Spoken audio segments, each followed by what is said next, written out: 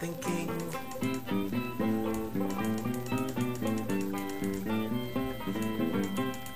Now I have an idea.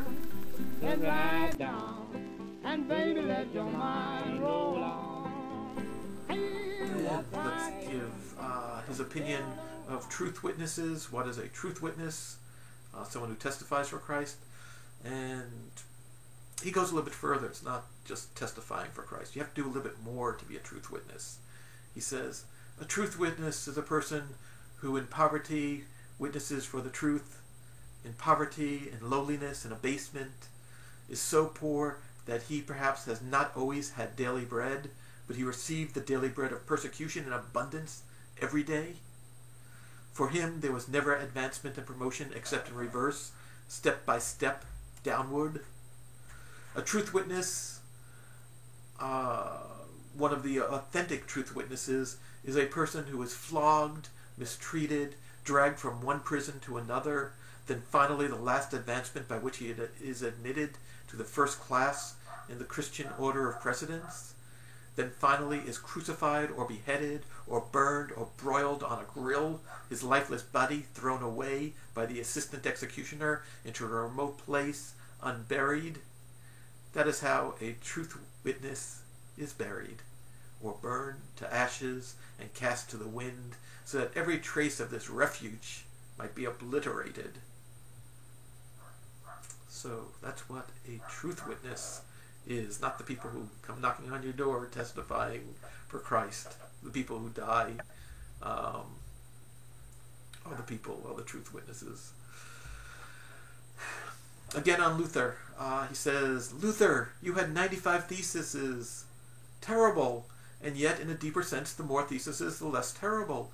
The matter is far more terrible. There's only one thesis. What is the one thesis? The one thesis is the Christianity of the New Testament does not exist at all. Here, there is nothing to reform.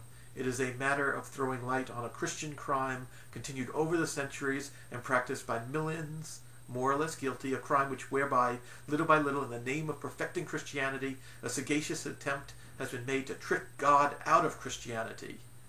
So that's the whole history of Christianity. Tricking God out of Christianity.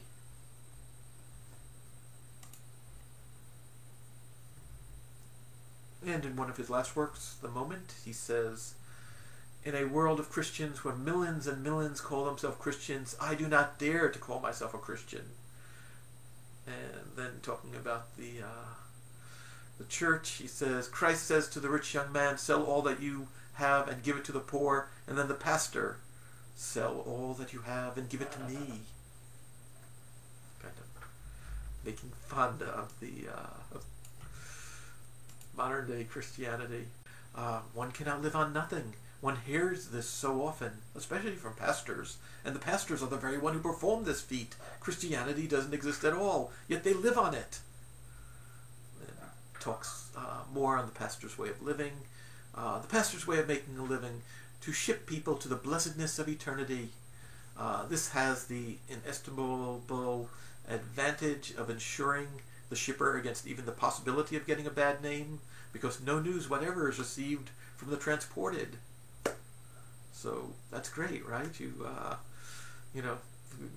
You ship somebody, you have them fly to some place around the world, and they might not like it. They might report back that the flight wasn't any good, that the place that they landed was the wrong place, or they lost their luggage.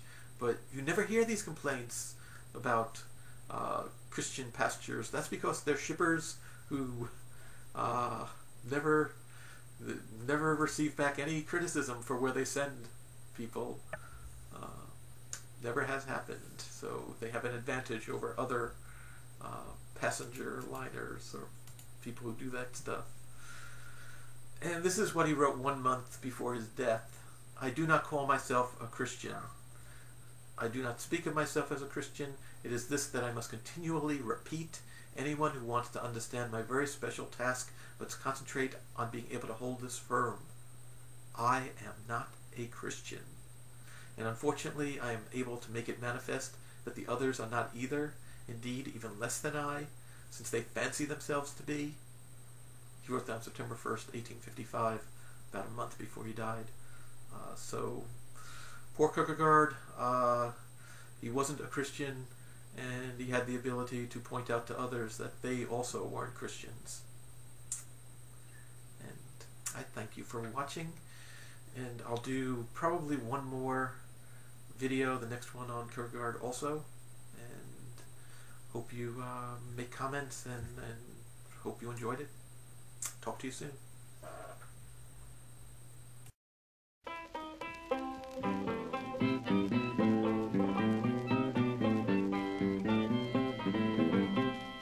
Won't quiet you, let's ride down, and baby, let your mind roll